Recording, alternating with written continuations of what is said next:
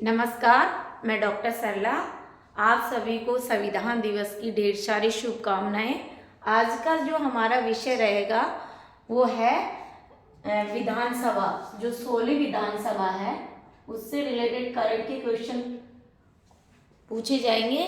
अभी जो competitive exam होंगे उसमें 16वीं विधानसभा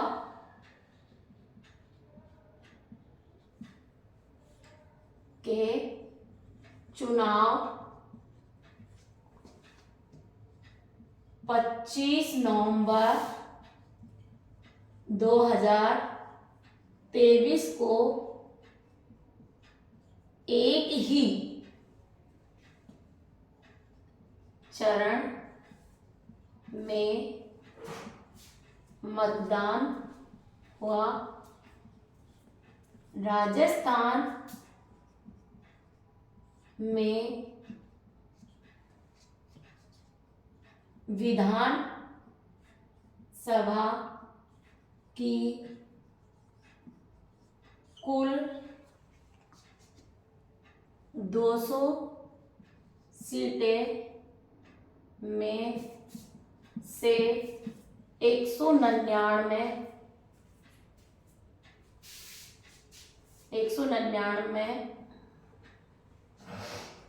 के लिए ही वोटिंग हुई।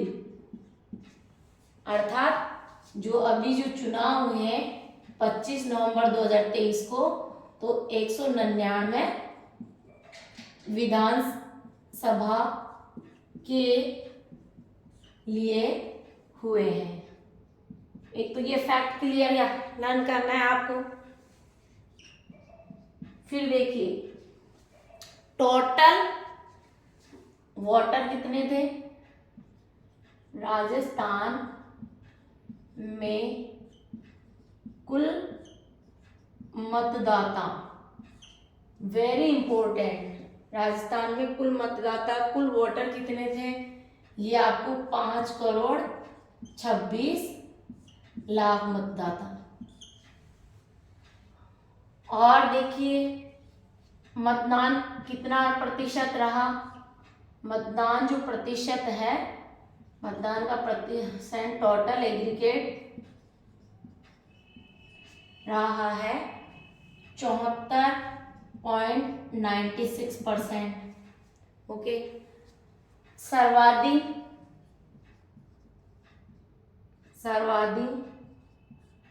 वोट डाले गए जिले, यानी सबसे ज्यादा वोटिंग कौन से जिले में हुई है, सबसे ज्यादा वोटिंग कौन से जिले में हुई है, और सबसे कम वोटिंग वाले जिले। ये भी फैक्ट है, रटना नहीं है, समझना है। सर्वाधिक वोट वाले जिले, सर्वाधिक वोट वाले जिले और कम वोट वाले जिले। हम सर्वाधिक वोट वाले जिले में सबसे पहले हम बात करें, इसका आपको ट्रिक्स है। कम में तो आ जाएगा आपको पाली जिला। ओके, और जहां सर्वाधिक मतदान पड़ा है, जहां सर्वाधिक मतदान पड़ा है वो जिला है एसपी बहारजा। एसपी बहारजा। अब यहां से अपन बात करें जैसलमेर, जैसलमेर जेपी बहारजा। तो जैसलमेर सर्वाधिक वोट जहां डाले गए हैं जैसलमेर जिला है। दूसरे नंबर पे P4 प्रतापगढ़ है। यहाँ जेपी बहारजा, एसपी नहीं जेपी, सॉरी। तो J4 हमने किसको कोऑर्डिनेट किया, जैसलमेर को। P से हमने कोऑर्डिनेट किया प्रतापगढ़ को। बहारजा बांसवाड़ा,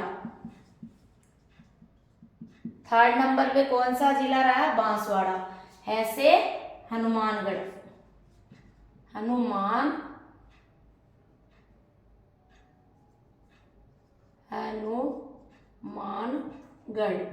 और फिफ्थ रैंक आई है झालावाड़ की। यानी सर्वाधिक जो मतदान हुआ है वो कहाँ पे हुआ है? जैसलमेर, प्रतापगढ़, बांसवाड़ा, हनुमानगढ़ और झालावाड़।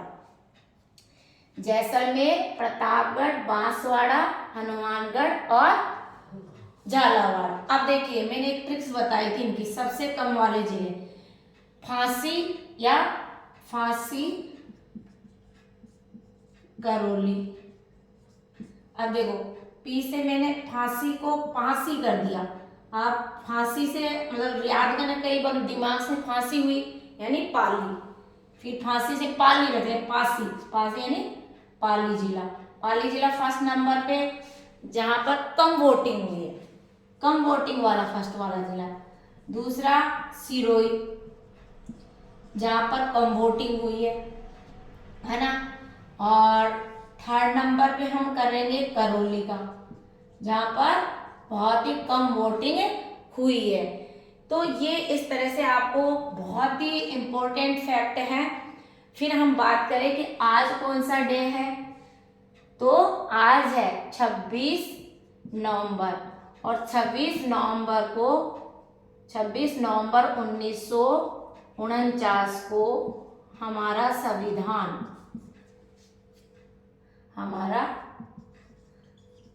संविधान देखिए 26 नवंबर 1949 को हमारे संविधान अंगीकृत, एकीकृत और लागू किया गया था। ये तो 26 नवंबर 1949 को हमारा संविधान क्या हुआ था? बनाया गया था। संविधान को बनाया गया और इसे पूरी तरह से कब लागू हुआ? 26 जनवरी 1950 को हमारा संविधान पूरी तरह से लागू हो गया। दो फैक्ट। अब देखिए पूरे भारत में ये डे चुना 26 नवंबर 2015 से पूरे भारत में संविधान दिवस के रूप में, संविधान दिवस के रूप में मनाया जाने लगा है। यानी हमारे पूरे भारत संविधान दिवस, यानी संविधान बना था 26 नवंबर 1949 को। हमारा संविधान पूरी तरह से अंगीकृत कर दिया गया, लागू हो गया 26 जनवरी 1950 को। जब संविधान बनाया गया था तो इस डेट को हमेशा ऑलवेज याद रखने के लिए संविधान दिवस के रूप में 2015 से हमारी भारत सरकार संविधान दिवस के रूप में मनाती रही है, मना रही है। तो आज हम ये कह सकते हैं हमें गर्व है ऐसे भारत रत्न, ऐसे डॉक्टर भीमराव अंबेडकर पे, जिन्होंने हमारे बहुत खूबसूरत संविधान लिखा, संविधान का ड्राफ्ट तैयार किया और यहाँ तक कि पूरे संविधान की जो सारी बातें हैं वो एक प्रस्तावना में ही कोऑर्डिनेट कर दी गई। यदि हम हमारे भारतीय संविधान की प्रियम्बल को, प्रस्तावना के एक एक शब्द को समझते हैं, उनके अर्थ को समझते हैं, मैंने इसका वीडियो भी डाल दिया गया है पूर्व में, तो उस प्रस्तावना वाले वीडियो को कृपया आप देखें, एक एक वर्ड को समझें कि हमारा खूबसूरत संविधान है और उसका जो कंक्लूजन है वो पूरे एक एक वर्ड्स में प्रस्तावना में दिया गया है। पूरा संविधान नहीं पढ़ सकते तो, लेकिन उसकी प्रियम्बल को समझना होगा ताकि जो आपकी राइट्स हैं, आपकी ड्यूटीज हैं, वो आप अपने प्राप्त कर सकें। तो ये आज हमारा जो संविधान दिवस था तो उस पर भी एक क्वेश्चन हमने डाल दिया गया। अब देखिए एक क्वेश्चन अभी आया था कि शुद्धि आंदोलन किसके द्वारा चलाया गया? शुद्धि आंदोलन किसके द्वारा चलाया गया? तो ये जो शुद्धि आंदोलन है वो स्वामी दयानंद सरस्वती के द्वारा चलाया गया था। कई बार क्या होता है कि रटते हैं स्टूडेंट, हर चीज को समझना होगा। और देखिए एक छोटी सी ट्रिक्स है, आपको ये ध्यान रखना है कि हमारे जो विधानसभा है, राजस्थान की विधानसभा, इसको ऐसे समझो, राजस्थान की विधानसभा में आप विपक्ष के नेता कौन कौन रहे हैं, विपक्ष के नेता और जो सीएम भी रहे, वेरी मोस्ट इम्पोर्टेंट। ऐसे मतलब एक तरह से वो हमारी विधानसभा में विपक्ष में भी बैठे हैं, लेकिन सीएम भी की कुर्सी पे भी बैठे हैं, यानी सीएम भी रहे थे और वे विपक्ष के लीडर भी रहे। तो सबसे पहले हम बात कर लें भैरव सिंह शेखावत। ये भैरव सिंह शेखावत, इनका भी हम इनके बारे में कहें तो ये हमारे राजस्थान के 3 बार मुख्यमंत्री रह चुके हैं। इनका हिस्ट्री जाने, इनके काल में 2 बार आपातकाल लगा था और ये 11वें नंबर के उपराष्ट्रपति भी रहे हैं, 11 नंबर के उपराष्ट्रपति भी रहे हैं और ये विधानसभा के विपक्ष के नेता भी रहे हैं। क्योंकि प्रोफेसर असिस्टेंट में बहुत डीपली पूछा जाता है, इसलिए फैक्ट याद करिए, आरएस में बहुत डीपली पूछा जाता है और छोटे कंपटीशन में तो सीधा सीधा पूछा जा सकता है कि ऐसे मुख्यमंत्री का नाम बताइए जो विपक्ष के लीडर भी रहे हैं और उपराष्ट्रपति भी रहे। तो भैरव सिंह शेखावत। हम दूसरे विपक्ष के नेता के बारे हैं वो हरदेव जोशी, हरदेव जोशी। अब ये हरदेव जोशी हमारे राजस्थान के मुख्यमंत्री, 3 बार मुख्यमंत्री रहे हैं। प्लस में आप इसको ऐसे समझे कि हरदेव जोशी, देखिए हम बात करें कि जो संभागीय व्यवस्था, आपको याद आया संभागीय व्यवस्था, तो संभागीय यानी संभाग को चमकाया, किसने चमकाया? हीरालाल शास्त्री ने। तो हीरालाल शास्त्री के समय यानी 1949 में ये संभागीय व्यवस्था लागू की गई। क्लियर? अब देखिए इन्होंने 1949 में तो लागू कर दी, लेकिन मोहनलाल सुखाड़िया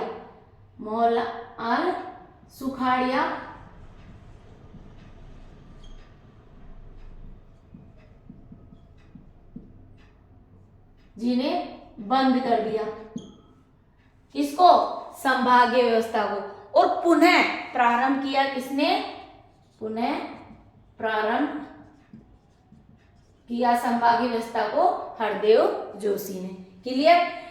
क्वेश्चन आ जाता है कि संभागीय व्यवस्था सर्वप्रथम लागू कब हुई, किस मुख्यमंत्री के द्वारा? हीरालाल शास्त्री के द्वारा। क्लियर? समाप्त किसने किया?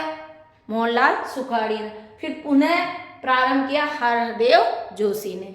तो ये हरदेव जोशी जो विपक्ष के नेता भी रहे हैं, 3 बार मुख्यमंत्री भी रहे हैं और ये राजस्थान के ऐसे मुख्यमंत्री हैं जिन्होंने संभागीय व्यवस्था को पुनः प्रारंभ किया। ओके, और इनके बारे में और भी ये कह सकते हैं कि ऐसे मुख्यमंत्री हैं जो थोड़े अपंग थे। ठीक है, इनका ये, लेकिन ऐसा तो नहीं आता कि ऐसे मुख्यमंत्री जो सिर्फ आपको ये ध्यान रखना है कि हरदेव जोशी ऐसे मुख्यमंत्री हैं जो विपक्ष में भी रहे, विपक्ष के लीडर भी रहे और जिन्होंने संभागीय व्यवस्था को पुनः प्रारंभ किया। और थर्ड की बात कर ले हम तो वसुंधरा जी राजे।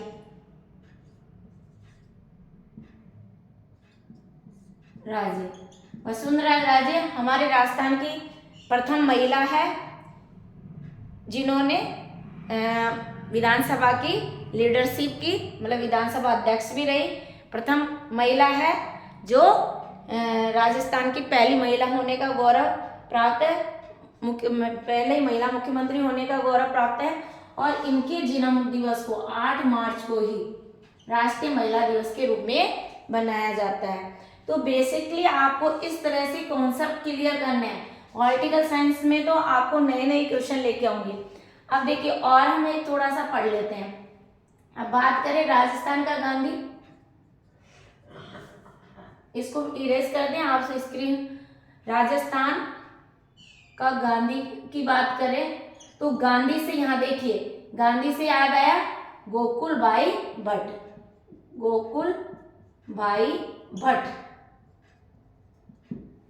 ठीक है, राजस्थान के गांधी। और यदि आपसे पूछ ले बांगड़ के गांधी, अब बांगड़ बी फॉर बांगड़ और V for Bhogilal Pandya, B for Bangur, B for Bhogilal Pandya, तो बांगड़ का गांधी, इस पे तो बी पे चल रहा है, बांगड़ का गांधी भोगीलाल पांड्या।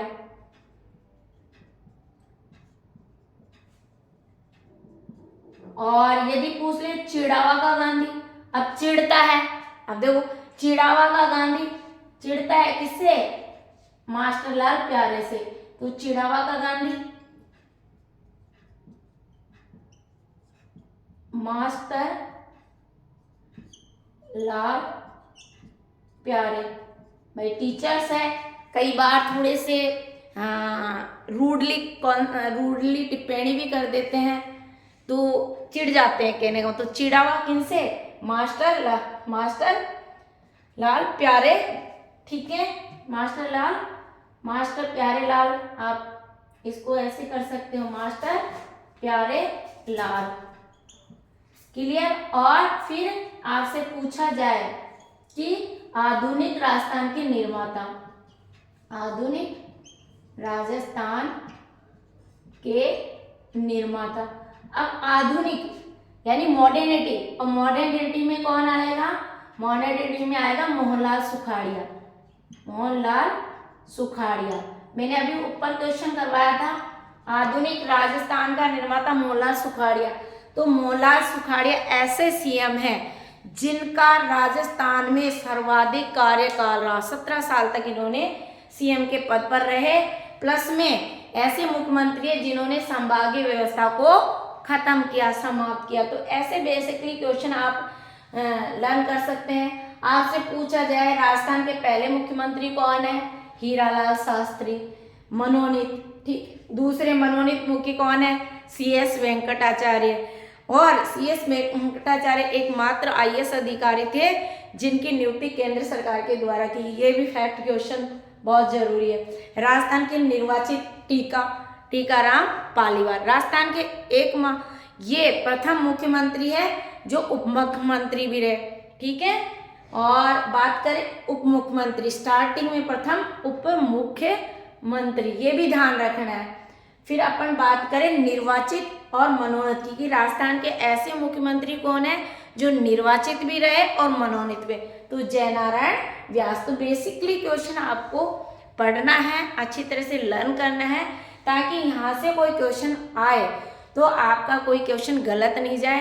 अभी जो RS में फेल हुए हैं उनका बहुत इंटेलिजेंट स्टूडेंट्स फेल होने का कारण ही यही है, अच्छे टैलेंटेड क्यों निकले हैं, क्योंकि वहाँ 5 ऑप्शन दिए गए थे और आपको जितना आ रहा है वो आपने ठीक है ओके टिक लगा के ऑप्शन भर दिया, फिर आपका टाइम नहीं रहा होगा या कोई और समस्या, लेकिन आपको 5 बार नहीं आ रहा है तो दूसरा क्वेश्चन, मान लीजिए फर्स्ट क्वेश्चन आपको आंसर आ रहा है, आपने टिक करके गोला मारा, सेकंड क्वेश्चन नहीं आ रहा और आपने छोड़ दिया क्योंकि 5वां ऑप्शन आपको नहीं आ रहा, तो 5वां ऑप्शन भर देते, तो उसमें आपकी नेगेटिव स्केलिंग भी नहीं है, गलत का कोई आपको नीचे नहीं जाना पड़ता, उसका भुगतान नहीं करना पड़ता। लेकिन कई ऐसे क्वेश्चन बीच में आपने 5वां ऑप्शन नहीं भरे जिसकी वजह से खामियाजा भुगतना पड़ा, बहुत सारे स्टूडेंट टैलेंट हैं वो रह गए।